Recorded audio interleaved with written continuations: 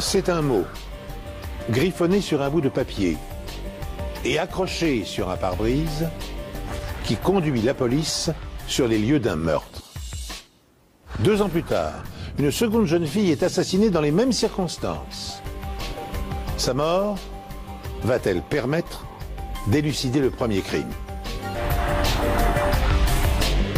Pourquoi a-t-il fait ça? Comment a-t-il pu faire ça? On essayait d'obtenir des informations sur elle, mais c'était l'impasse à chaque fois. C'est très difficile d'obtenir une pièce à conviction permettant de prouver la responsabilité de quelqu'un. On n'avait aucune piste sur l'identité de l'agresseur. À ce moment-là, j'ai su que je devais appeler la police. Je ne trouve pas les mots pour expliquer à quel point vous vous sentez mal. C'est un sentiment épouvantable. On se demandait si l'agresseur gardait un œil sur l'évolution de l'enquête. Tout ce que je voulais savoir, c'était qui l'avait tué et à quoi il ressemblait. On savait que ce serait une affaire délicate. Bonjour. Je suis heureux de vous retrouver sur ce plateau des Enquêtes Impossibles pour une nouvelle histoire inédite. Les premières semaines du mois d'avril 1999 s'annoncent chargées pour la police d'Adélaïde. En effet, la plus grande course automobile de l'année doit se dérouler dans la ville et attirer des milliers de visiteurs. Les policiers espèrent néanmoins que, sitôt la course terminée, leur rythme de travail redeviendra routinier. Ils se trompent lourdement. Un crime atroce va mobiliser toutes leurs ressources et leur donner du fil à retordre. Des officiers de police ont retrouvé un mot sur leur pare-brise qui les a conduits à l'ancien poste de police de Payneham. Le mot disait qu'ils allaient y retrouver le corps d'une femme et que ce n'était pas une plaisanterie. Ils se sont immédiatement rendus sur place et ils ont effectivement retrouvé le corps d'une jeune femme dissimulée dans les buissons. Le corps semblait être là depuis un certain temps, parce qu'il était déjà à un stade de décomposition avancé. Ce soir, un corps a été retrouvé devant un ancien commissariat. La découverte macabre a eu lieu un peu avant 23 h hier soir.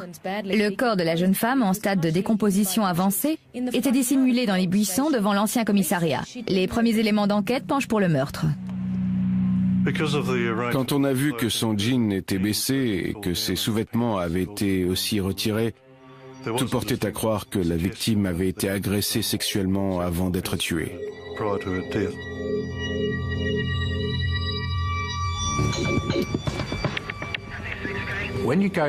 Quand on se rend sur une scène de crime, la première chose que la police veut connaître, c'est la cause du décès. Et quand j'ai examiné les victimes, j'ai immédiatement pu leur apprendre qu'il s'agissait d'un homicide. Il y avait eu agression sexuelle et homicide.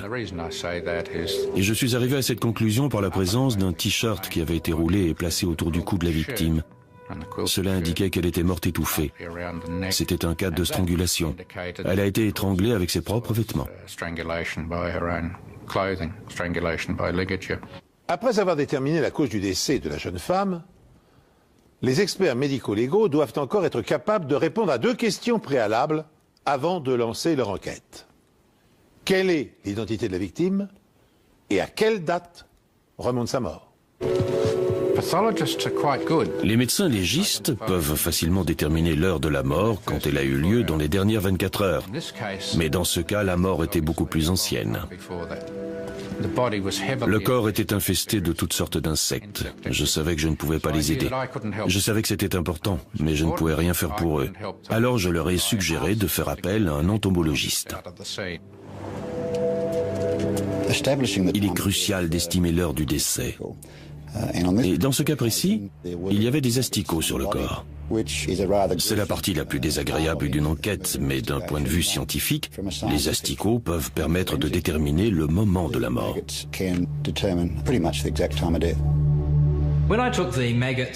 J'ai ramené les asticots que j'avais prélevés sur le corps de la victime au labo. Mon premier réflexe a été d'identifier l'espèce de mouche à qui j'avais affaire pour déterminer combien de temps ces asticots avaient passé dans le corps.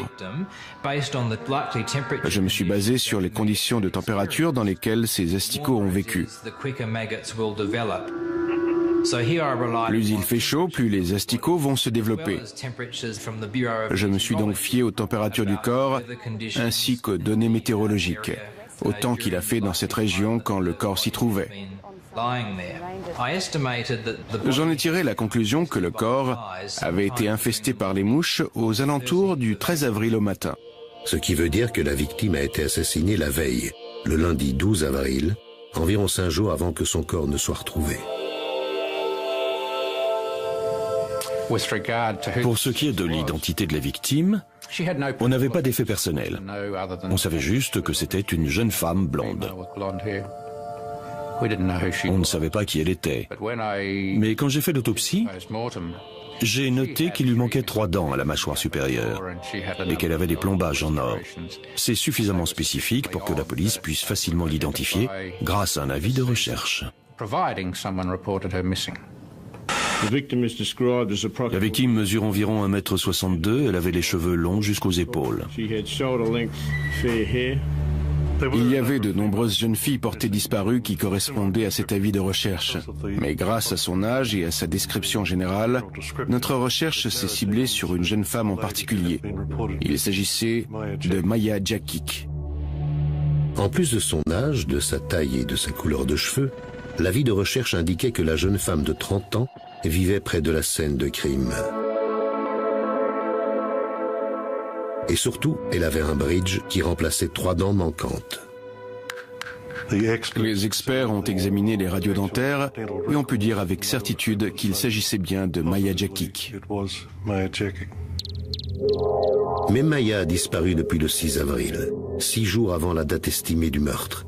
Alors, où était-elle ? Il était important de retracer ce qu'elle avait fait, où elle était allée la semaine précédente, qui avait-elle rencontré, parce que toutes ces personnes pouvaient être des suspects ou avoir un mobile pour le meurtre. Ce que la police s'apprête à découvrir, c'est que le soir où la victime a été étranglée, le meurtrier les avait contactés.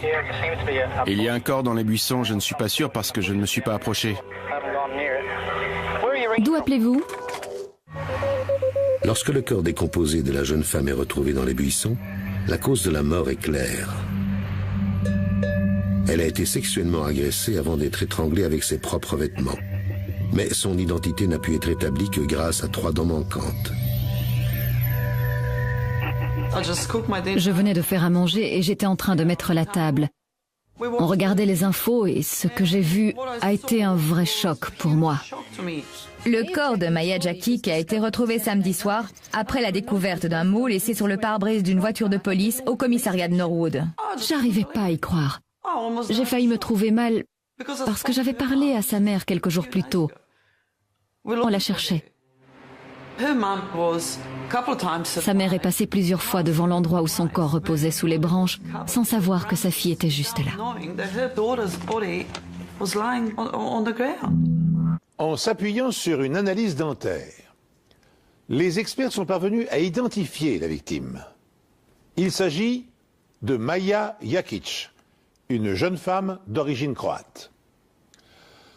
D'après le rapport d'autopsie et l'étude des insectes nécrophages, son cadavre a séjourné 5 jours dans les buissons avant d'être découvert grâce à une note mystérieuse laissée sur un pare-brise. Une semaine plus tôt, la mère de Maya avait déjà signalé la disparition de sa fille à la police. Il devient donc essentiel pour les inspecteurs de reconstituer dans le détail ces derniers déplacements. Peu après avoir identifié la victime, on a cherché à récolter toutes les informations qu'on pouvait obtenir sur Maya Jakic, ses origines, ses connaissances. Et c'était très difficile parce qu'on essayait d'obtenir des informations sur elle, mais c'était l'impasse à chaque fois. Des dizaines de personnes la connaissaient, mais quand on leur demandait qui elle était et ce qu'ils savaient sur elle, personne ne savait vraiment. Tout ce qu'on a réussi à savoir, c'est qu'elle se trouvait entre Glenelg et chez elle, mais ça pouvait être à n'importe quelle heure du jour ou de la nuit. Maya était très connue des propriétaires de magasins du centre commercial de Marden, où elle allait presque tous les jours depuis un mois. Ils disent d'elle que c'était une personne discrète et polie qui était toujours seule. Je ne sais pas exactement ce qu'elle faisait ici, mais je crois que sur les 10 derniers mois, je ne l'ai vue qu'une fois avec un ami. Elle n'avait pas beaucoup d'amis. Elle comptait sur moi pour plein de choses. Elle ne se mélangeait pas beaucoup avec les autres. Au fond, je crois qu'elle était seule. Je crois qu'elle traversait une sorte de dépression. Elle ne voulait pas en parler. Je me souviens l'avoir encouragée plusieurs fois à me parler, mais elle n'avait pas envie de le faire. Après, tout ce que je voulais savoir, c'était qui l'avait tuée et à quoi il ressemblait. Comment peut-on faire une chose pareille à quelqu'un? Pour l'instant, l'identité de l'assassin de Maya reste un mystère. Le mot laissé sur le pare-brise de la voiture de police ne porte aucune empreinte. Les enquêteurs espèrent que l'autopsie pourra les conduire à un suspect. De nos jours, lorsqu'il y a agression sexuelle, le plus important est la base de données d'ADN. Cette technologie nous donne la capacité d'identifier une personne avec certitude.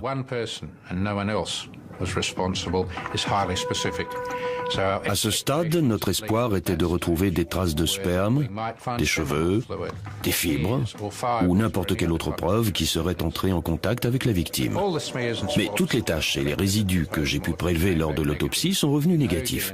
Aucune trace ADN n'a été retrouvée. En d'autres termes, aucun fluide séminal n'a été identifié. Les raisons peuvent être nombreuses et variées. Il n'y a peut-être pas eu de rapport sexuel. Même si on y a cru au départ, ce n'était apparemment pas le cas. Mais l'état de décomposition a peut-être joué un rôle là-dessus. Quoi qu'il en soit, on n'a pas pu obtenir d'ADN. Le tueur n'a laissé aucune trace. La police n'a aucune information sur son identité, ni sur l'endroit où il pourrait se trouver. Au moment du meurtre, il y avait une course automobile en ville.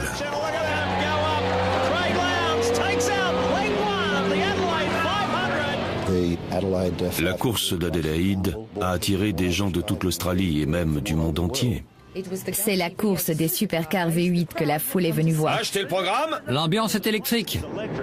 Ça n'a pas facilité l'enquête parce qu'on n'avait aucune idée de qui pouvait être l'agresseur. Mais la police fait enfin une découverte. Elle apprend qu'un appel a été passé la nuit supposée du meurtre. Police. Bonsoir. Bonsoir. Il y a quelqu'un qui rôde près du vieux commissariat de Payneham. Je crois qu'il essaie de pénétrer à l'intérieur. Cette personne était très importante pour notre enquête, parce qu'elle avait sûrement vu quelque chose. Et puis un peu plus tard, on a reçu des informations sur un autre appel d'urgence, suite auquel une ambulance a été envoyée.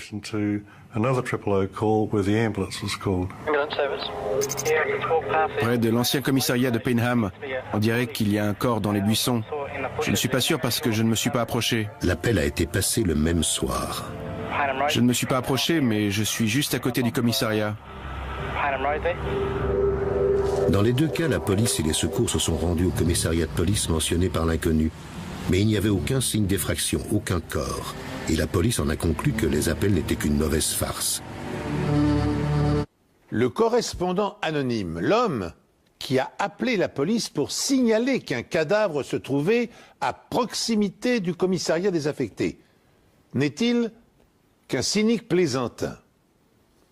5 jours plus tard, le mot retrouvé sur le pare-brise d'une voiture de police confirme la présence d'un corps. Par chance, cette fois-là, la police se rend directement à l'ancien dépôt, où elle découvre effectivement le corps de Maya dissimulé dans les buissons. Quand on a appris pour les appels d'urgence et le mot sur le pare-brise, on a commencé à avoir des doutes. On s'est dit qu'ils provenaient tous d'une seule et même personne, qui n'était probablement pas un simple passant. On le suspectait d'être l'agresseur. Quel est votre nom? Je ne le dirai pas. Parce qu'on peut savoir d'où proviennent les appels. Le premier a été passé d'une cabine téléphonique près de l'endroit où a été retrouvé le corps de Maya. L'autre appel a été passé près de l'hôpital d'Adélaïde. D'où appelez-vous? D'une cabine téléphonique. À Adélaïde? Oui. Près d'hôpital? Alors comment savez-vous ce qu'il se passe à Payneham? J'en viens et il y avait un corps là-bas, il y a une demi-heure environ. Et vous ne vous êtes pas arrêté pour voir ce qui se passait? Non, Je peux avoir votre nom? je ne le dirai pas.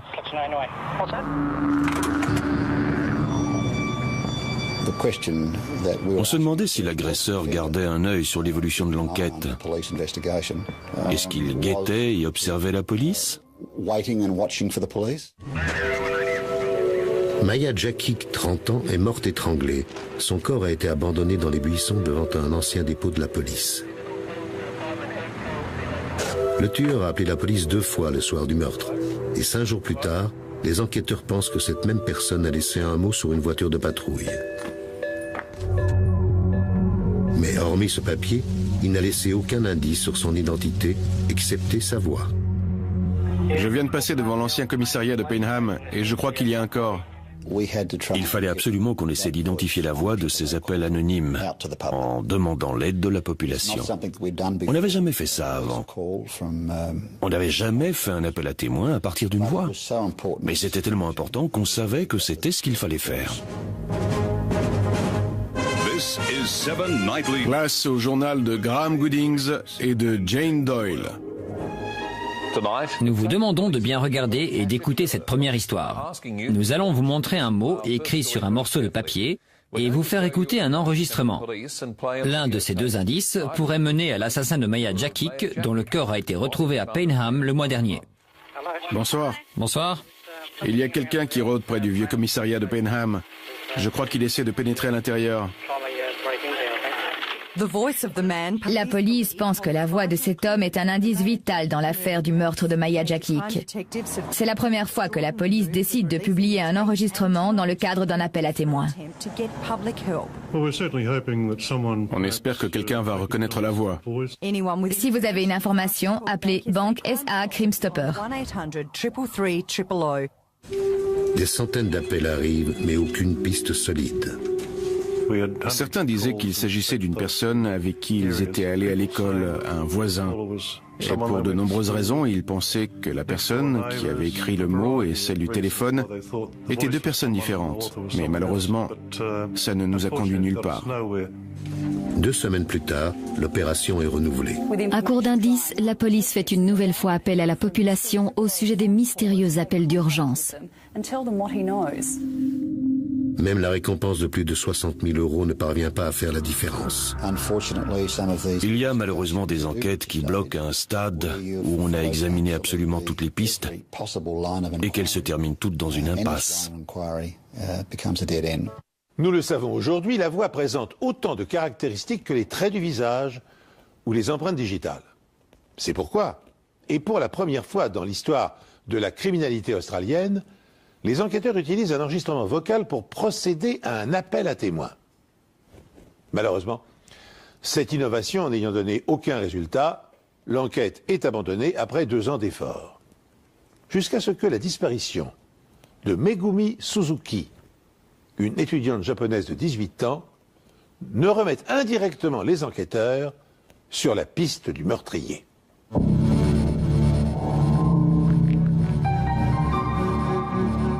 Megumi quitte son domicile le vendredi 3 août à 7h41. Elle part pour l'école, d'où, d'après les caméras de surveillance, elle repart à 15h08.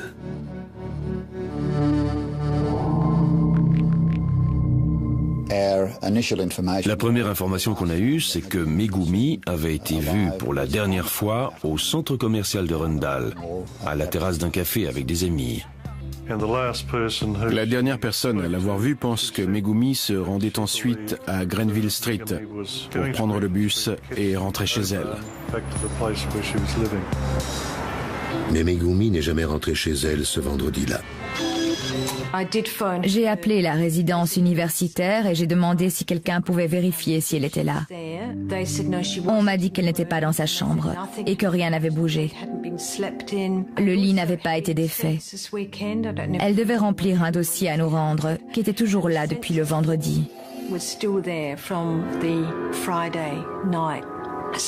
Je commençais à m'inquiéter, alors j'ai envoyé un email à ses parents.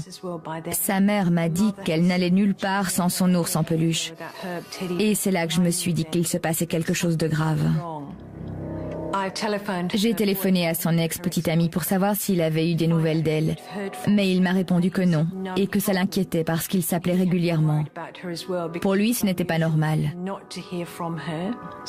À ce moment-là, j'ai su qu'il fallait que je contacte la police, et c'est ce que j'ai fait dès le jeudi matin. La dernière fois que les amis de Megumi Suzuki l'ont vue, elle était à l'arrêt du bus. La police a commencé à distribuer des avis de recherche devant le Meyer Center en fin d'après-midi. À ce stade, on ne savait pas si on enquêtait sur un homicide ou un simple cas de disparition. Grâce aux affiches et aux appels à témoins, un homme appelle avec des preuves cruciales.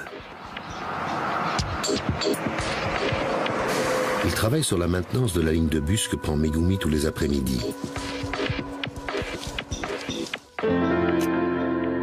Et dans les buissons aux alentours, il a retrouvé son sac. On a retrouvé sa carte d'étudiante avec sa photo dessus. Le sac contenait aussi beaucoup de livres portant son nom. Et on a retrouvé grand nombre de ses effets personnels. La découverte de son sac a été le premier indice nous disant que ça allait être une affaire délicate. On commençait à avoir peur que Megumi ait été victime d'un acte criminel.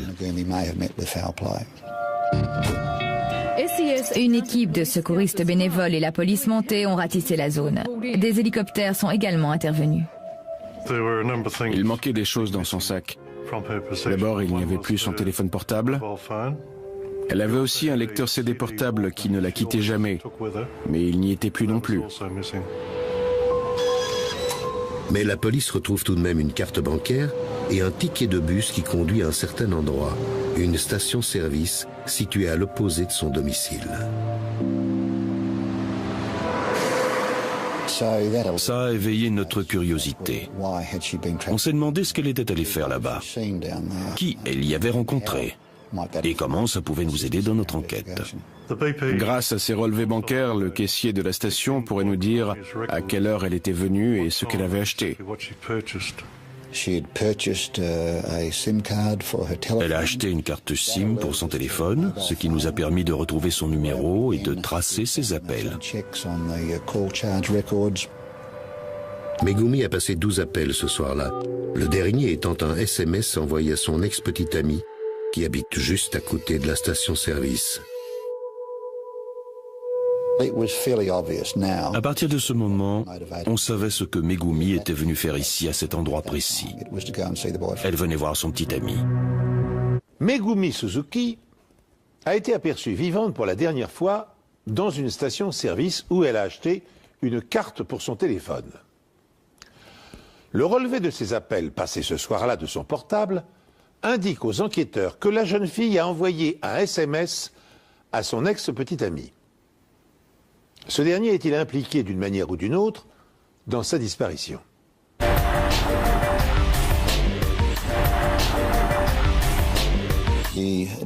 On savait qu'il vivait dans un lotissement juste à côté de la station.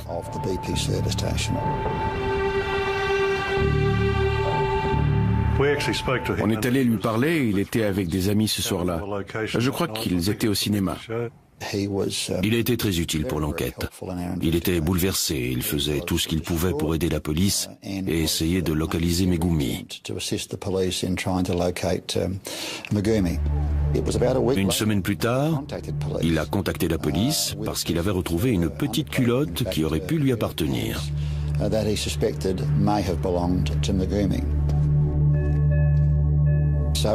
Il était donc important de vérifier si elle appartenait bien à Megumi. Dans sa chambre, les enquêteurs retrouvent des sous-vêtements du même genre.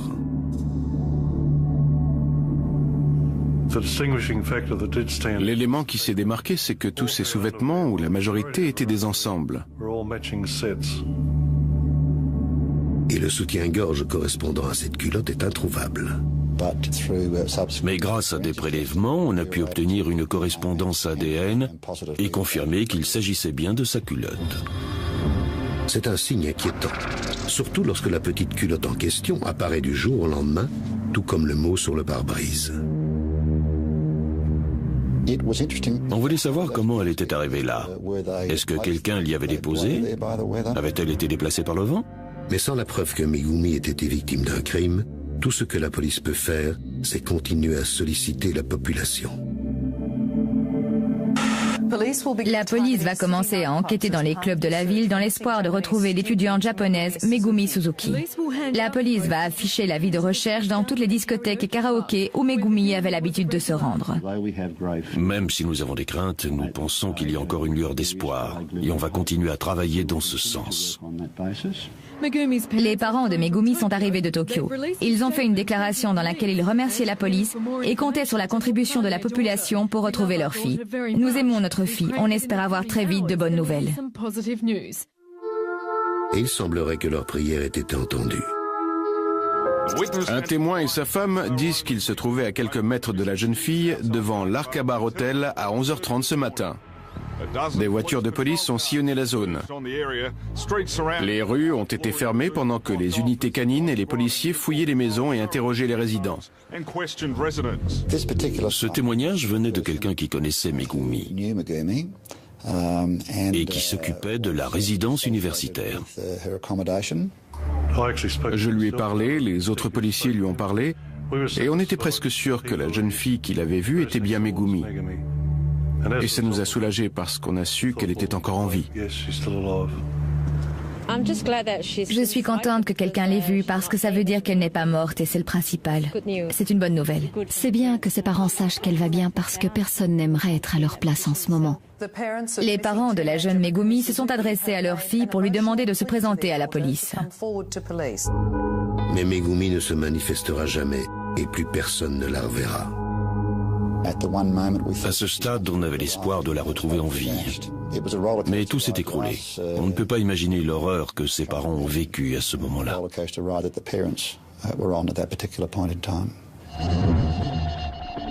8 semaines après la disparition de Megumi, sa photo est publiée sur un nouveau site de la police. Et sur ce site, on parlait également du meurtre de Maya Jakic. La police a fait une nouvelle tentative pour élucider le mystère Maya Jakic assassiné il y a 2 ans. Les enquêteurs se sont tournés vers Internet pour tenter d'identifier l'homme qui a passé les 2 appels d'urgence le soir du meurtre. Près de l'ancien commissariat de Penam, on dirait qu'il y a un corps dans les buissons. Grâce au site, tout le monde peut écouter l'enregistrement, que ce soit en Australie ou dans le reste du monde. Cet appel à témoins à grande échelle était quelque chose d'innovant et de très important pour obtenir l'information dont on avait besoin. La stratégie va s'avérer payante. La police est sur le point d'identifier l'homme de l'enregistrement et l'assassin de Maya. Je l'ai écouté au moins 6 fois. J'ai fermé les yeux pour bien me concentrer et je pouvais entendre Mark me parler. La police présume fortement que le tueur de Maya Jakic est probablement la personne qui a passé les appels d'urgence le soir du meurtre. Mais en dépit de ses efforts, la police n'est jamais parvenue à découvrir son identité. Les milliers d'internautes qui ont écouté sa voix vont-ils l'aider à résoudre le mystère? Ce qui suit est l'enregistrement d'une personne qui a contacté la police et le SAMU. Quelqu'un va pourtant reconnaître sa voix. La police a besoin de vous pour identifier cet homme. Je me suis connecté et je suis tombé sur l'enregistrement. Je l'ai écouté et réécouté plusieurs fois. J'ai dû l'écouter au moins 6 fois. J'ai fermé les yeux pour me concentrer. Près de l'ancien commissariat de Penam, on dirait qu'il y a un corps. Et j'étais sûr à 90% que c'était mon frère. Mark était peut-être impliqué dans ce meurtre, mais ce ne lui ressemblait pas. Il n'a jamais été violent.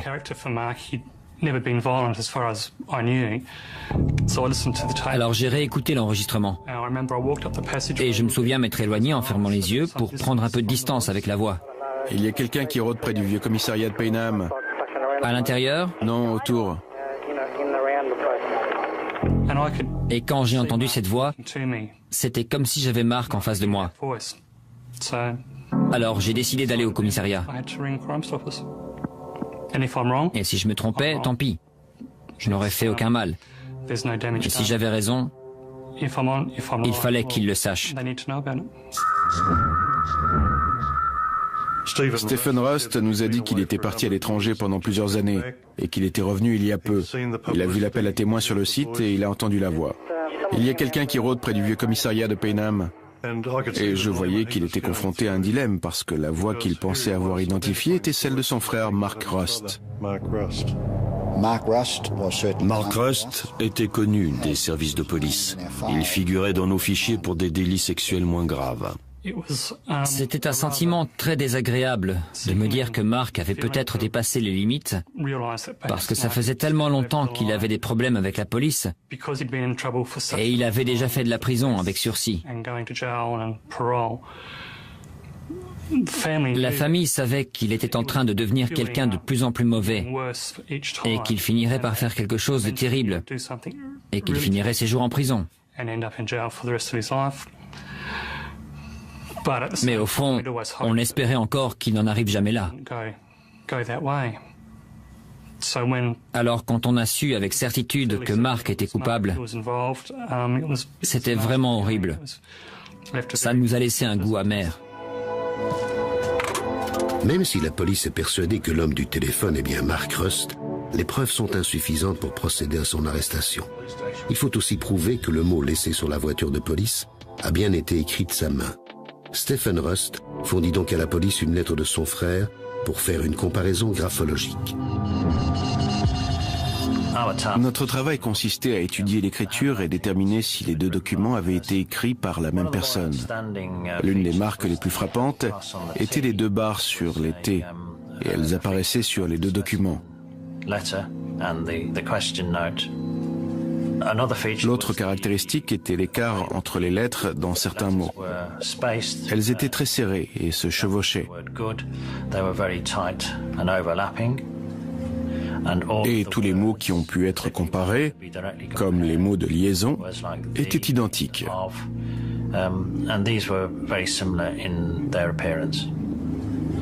En général, les lettres ou les mots qui pouvaient être directement comparés montraient de grandes similitudes dans la forme et l'apparence.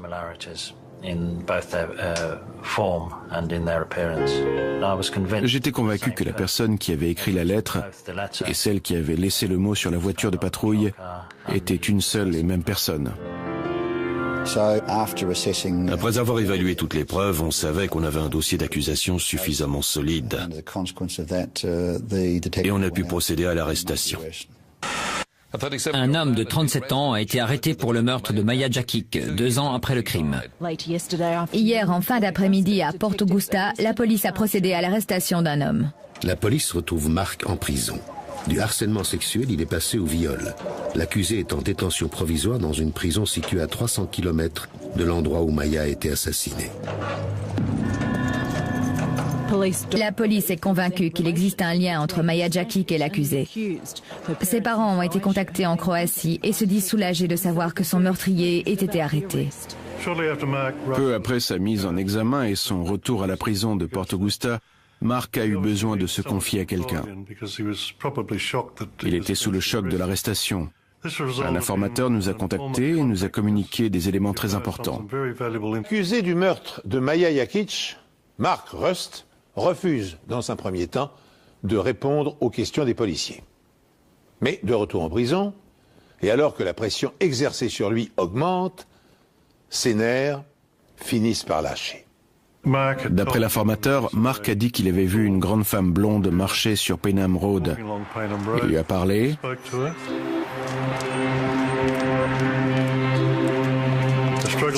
Une lutte s'est engagée, il l'a poussée dans les buissons, où il l'a violée avant de l'étrangler. Mais la police ne s'attendait pas du tout à ce que l'informateur s'apprêtait à lui divulguer ensuite. Il a fallu qu'on agisse très vite et qu'on fouille la cellule de Mark Rust. Ce qu'ils cherchent et finissent par trouver est un lecteur CD, le même modèle que celui qu'avait Megumi Suzuki le jour de sa disparition.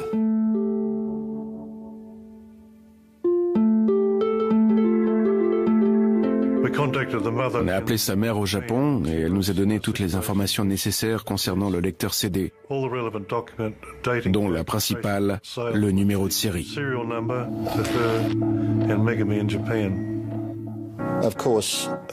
Bien sûr, le fait qu'ils soient en possession d'un bien de Megumi ne voulait pas dire qu'il avait commis le meurtre.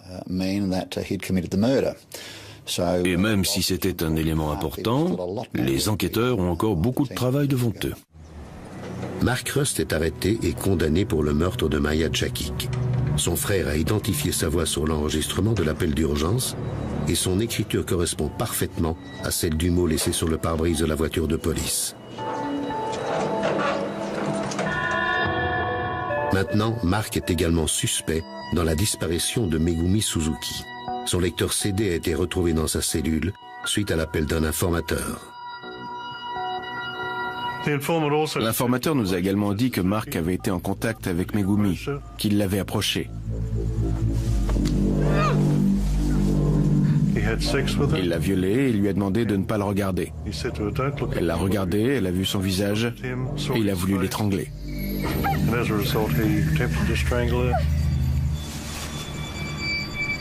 Et il l'a finalement tuée en la frappant à la tête avec une pierre.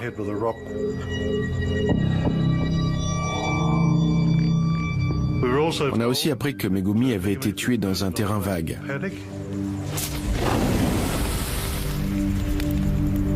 Et qu'il avait brûlé ses affaires sur place. Dès qu'on a eu ces informations, on est retourné à la station-service. En face, il y avait un terrain vague. Et en fouillant cette zone, on a pu trouver le foyer du feu. Les pompiers sont appelés sur place et confirment qu'il y a bien eu un feu la nuit de la disparition de Megumi.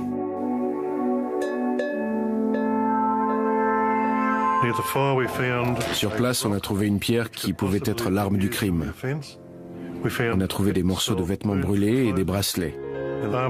Et on savait qu'ils appartenaient à Megumi Suzuki. Mais il faut maintenant retrouver le corps de Megumi. Le seul indice laissé par l'informateur est que Mark l'aurait jeté dans une poubelle industrielle. On a ratissé la zone en se fiant aux informations qu'on nous avait fournies. Et on a effectivement trouvé une poubelle derrière des locaux sur Goodwood Road. Les preuves contre Mark Rust s'accumulent. Mais avant de pouvoir l'arrêter, les enquêteurs doivent s'assurer qu'il s'agit bien de la poubelle dans laquelle il a placé le corps de Megumi. Et pour cela, ils se tournent vers la famille Rust. C'était très difficile pour eux de devoir assister la police pour déterminer la culpabilité de Mark.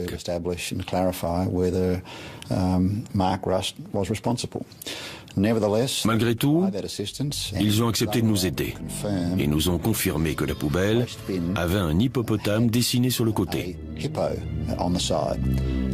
La poubelle qu'on avait devant nous avait cette même caractéristique et ça nous a suffi pour arrêter Mark Rust.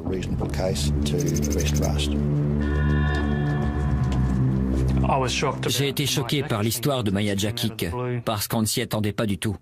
Ça nous a complètement anéantis. Et quand Jerry nous a parlé de Megumi Suzuki, ça correspondait parfaitement à ce que Mark avait été capable de faire. Alors j'y ai tout de suite cru. Le corps de Megumi n'a pas été retrouvé, mais on pense qu'il a été jeté dans une poubelle industrielle avant de se retrouver à la décharge de Wingfield. Quand ils sont arrivés en Australie, Jerry Feltus les a emmenés à la décharge et je crois que c'était un moment très traumatisant pour eux parce qu'ils savaient que parmi ces centaines de tonnes de déchets, il y avait le corps de leur fille.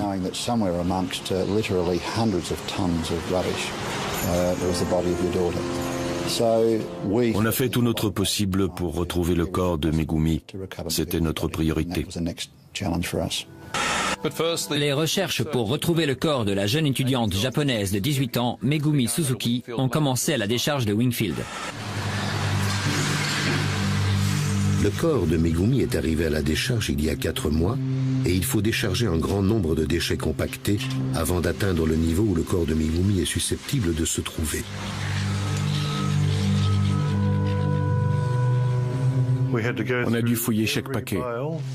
On recherchait des choses qui pouvaient correspondre à cette date. On cherchait les journaux, les factures, tout ce qui pouvait nous faire penser qu'on cherchait bien au bon endroit. Et on n'arrêterait pas tant qu'on ne l'aurait pas trouvé.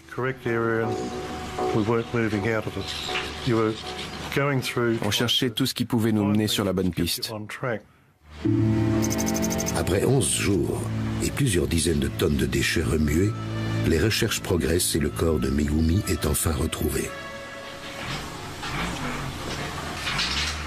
Il y avait à la fois du soulagement, mais aussi de la peine, parce qu'une jeune fille ne doit pas mourir aussi prématurément et surtout de cette façon. Les conditions dans lesquelles le corps ont été retrouvés sont absolument horribles. Le plus incroyable dans la découverte du corps de Megumi, c'est qu'elle avait encore ses chaussures et ses vêtements, et le soutien-gorge qu'elle portait correspondait à la petite culotte que son petit ami avait retrouvée des mois plus tôt près du terrain vague.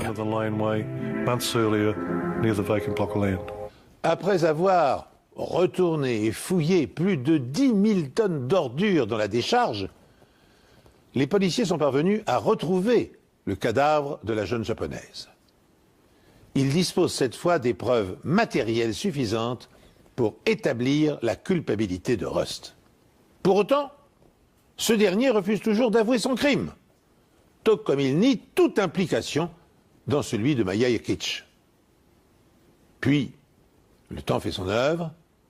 1 an après la découverte du corps de Megumi, Rust décide enfin de soulager sa conscience.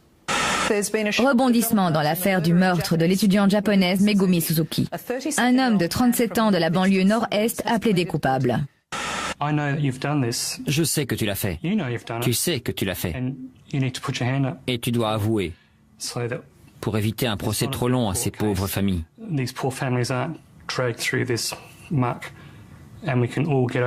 On peut en finir avec tout ça et permettre à tout le monde de vivre en paix. 6 mois plus tard, Mark Rust avoue aussi le meurtre de Maya Yakic le 12 avril 1999. Les familles des 2 jeunes femmes assassinées par un criminel violent témoignent de façon très émouvante de leur peine. Au nom des familles, des amis ont parlé de la douleur de dizaines de proches très affectés par ces meurtres. Fossey Simpson témoigne de la détresse de la famille Suzuki en citant la mère de Megumi. Ça me rend folle de savoir qu'on ait pu la traiter comme ça. Eda Gregoff a, quant à elle, répété les mots de la mère de Maya. Pourquoi voudrait-on tuer Maya, un pauvre petit oiseau innocent, et la couvrir avec des branches, comme pour cacher son horrible crime? J'ai écouté mon cœur et j'ai appelé la mère de Maya pour lui dire ce que j'avais fait. Je lui ai dit que j'avais parlé en son nom, que j'avais vu le tueur et que tout était fini. Tout ça était terminé. Mark Rust est reconnu coupable des 2 meurtres et condamné à perpétuité. Le juge a établi que l'homme de 39 ans n'était pas capable de contrôler ses pulsions sexuelles et qu'il n'y avait aucune remise de peine possible. On se demande pourquoi il a fait ça. Comment a-t-il pu faire ça? Parce qu'on a tous grandi ensemble, dans la même maison. C'est une torture de se rendre compte que quelqu'un dont vous êtes si proche, quelqu'un de votre propre famille, puisse commettre un tel crime. C'est terrible. Je n'arrive pas à trouver les mots qui pourraient décrire ce que je ressens. C'est un sentiment épouvantable. La famille Suzuki est encore sous le choc. Ils sont vraiment très touchés parce qu'ils avaient vraiment l'espoir de retrouver leur fille. La mère de Maya a ramené le corps de sa fille en Croatie et se rend chaque jour sur sa tombe. On a toutes les 2 perdu une personne très spéciale. Une fille adorable et la meilleure amie que j'ai jamais eue. Elle peut enfin reposer en paix. Prédateur sexuel et névrosé, Mark Rust manifeste les premiers signes de dérèglement psychologique dès l'âge de 13 ans, quand il commence à fantasmer sur les femmes qui croisent sa route. atteint du syndrome de Klinefelter, qui le rend infertile. Sa frustration augmente au fil des ans. Il est accusé d'exhibitionnisme à 7 reprises et privé d'une sexualité satisfaisante, ses 2 mariages successifs sont des échecs.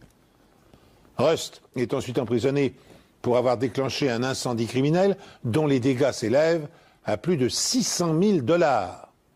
Ses pulsions meurtrières devenues incontrôlables, il agresse, viole et assassine Maya Yakic, qui a refusé ses avances pressantes.